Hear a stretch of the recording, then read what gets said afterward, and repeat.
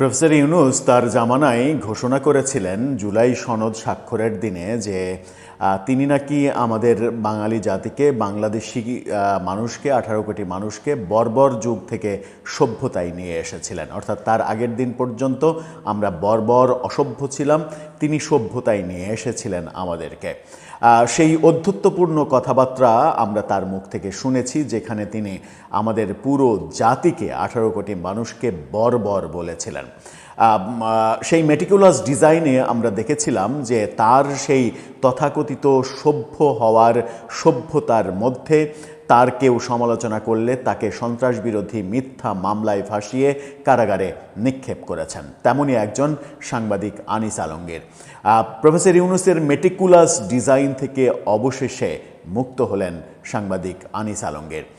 3 মাসের বেশি কারাগারে থাকার পরে তিনি আজকে মুক্ত হলেন, মুক্ত বাতাসে আসলেন।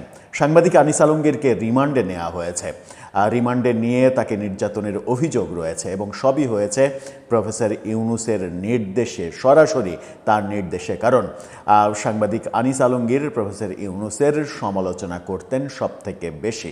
চলুন একটু জেনে দেখি কিভাবে তার মুক্তি হলো এবং প্রফেসর ইউনূসের যে বর্বরতা, যে মেটিকুলাস ডিজাইন, সেই ডিজাইন থেকে বর্তমান সরকার ভিন্ন পথে, ভালোর পথে, আলোর পথে যে হাঁটছে, সেই হাঁটাটা অব্যাহত থাকবে কিনা সেই আলোচনা করব এই ভিডিওতে। থাকবেন পলিটিক্স টিভির নিয়মিত আয়োজনে।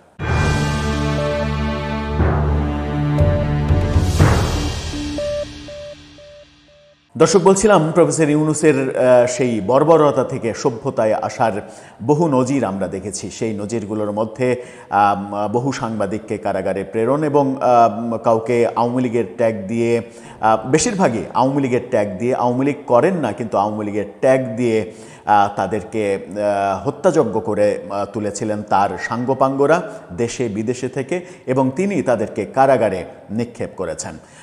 এর আগে মঞ্জুরুল আলম পান্নাকে বিনা অপরাধে একটি অনুষ্ঠানে, সংবিধান নিয়ে আলোচনার একটি অনুষ্ঠানে রিপোর্টার্স ইউনিটিতে উপস্থিতির জন্য তাকে সন্ত্রাসবিরোধী আইনে কারাগারে পাঠানো হলো। 3 মাসের বেশি তিনি কারাভোগ করে বেরোলেন। এরপরে আমরা দেখলাম যে গত ডিসেম্বরে সাংবাদিক আনিস আলমগীরকে জিম থেকে তুলে নিয়ে গিয়ে সারা রাত ডিবি কার্যালয়ে বসিয়ে রেখে মামলার সমস্ত আয়োজন করে সকালবেলায় তার অনুগত গুন্ডা পান্ডাদেরকে দিয়ে মামলা করিয়ে সেই মামলায় সন্ত্রাসবিরোধী আইনে সাংবাদিক আনিস আলমগীরকে পাঠানো হলো জেলে। তারপরে তাকে নেওয়া হলো রিমান্ডে। প্রফেসর ইউনূসের আমলে যেভাবে আদালতকে কুক্ষিগত করে রাখার চেষ্টা করা হয়েছিল, চেষ্টা না, সফলই হয়েছিলেন। আমরা যে সকল আসামিদের, যে সকল মামলা, এই যে আনিস আলমগীরকে বারবার প্রফেসর ইউনূসের আমলে তার জামিন চাওয়া হয়েছে, কিন্তু আদালত তার জামিন দেননি। জামিন দেননি কারণ হচ্ছে প্রফেসর ইউনূস জামিন দিতে দেননি। তিনি চাপ সৃষ্টি করেছিলেন আদালতের উপরে, সেই চাপটা উঠে গেছে।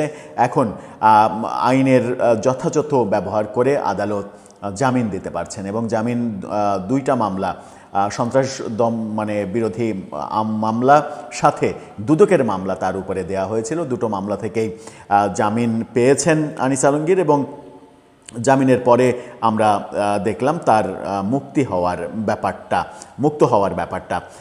চ্যানেল 24-এর এই শিরোনামটা দেখে নিন। সেখানে কারাগারের গেটে তাকে ফুল দিয়ে স্বজনরা অভ্যর্থনা জানাচ্ছে, সেরকম একটা ছবি দিয়ে বলেছে জামিনে মুক্তি পেলেন সাংবাদিক আনিস আলমগীর।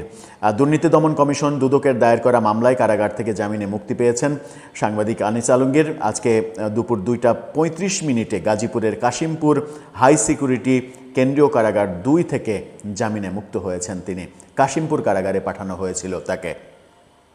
বিষয়টি নিশ্চিত করেছেন কাশিমপুর কেন্দ্রীয় কারাগার 2-এর senior jail super Al Mamun. তিনি বলেন, সাংবাদিক আনিস আলমগীরের জামিনের যাবতীয় কাগজপত্র একদিন আগে কারাগারে পৌঁছায়, আজকে মুক্তি পাচ্ছে।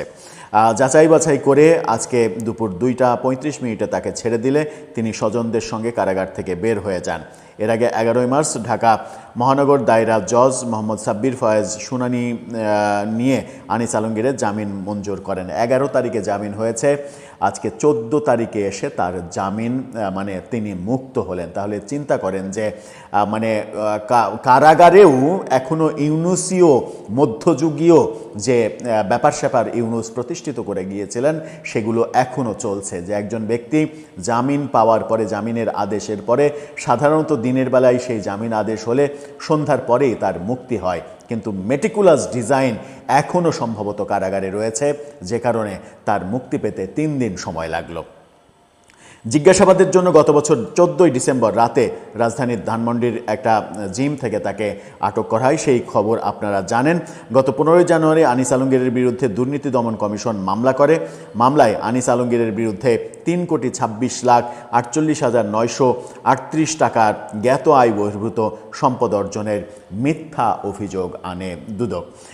এই মামলাগুলো কোনোটাই টিকবে না। সন্ত্রাস বিরোধী মামলা তো পুরোটাই ভুয়া, আর ওই 2 কোটি সামথিং কিংবা 3 কোটি টাকা, এই টাকা একজন 3,26,00,000 টাকা, এই টাকা একজন মানে বাংলাদেশের বরেণ্য সাংবাদিক যিনি বাংলাদেশের সর্বোচ্চ গণমাধ্যমগুলোতে কাজ করেছেন, তিনি তার সারা জীবনের আয় দিয়ে 3 কোটি টাকার মালিক যদি হন, সেটা যদি অবৈধ হয়, তাহলে আমার মনে হয় যে বাংলাদেশে বৈধ লোক খুঁজে পাওয়াটা খুব বেশি মুশকিল হবে।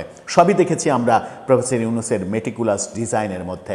মেটিকুলাস ডিজাইনে তিনি দেখিয়ে দিয়েছেন বাংলাদেশের মানুষকে যে কোন পথে নিজের স্বার্থসিদ্ধি করা যায় এবং কোন পথে নিজের সমালোচনা যদি কেউ করে, টুকটাক সমালোচনা যদি কেউ করে, তার মুণ্ডুপাত করা যায়, সেই টেকনিকটা তিনি বুঝিয়ে দিয়ে গেছেন।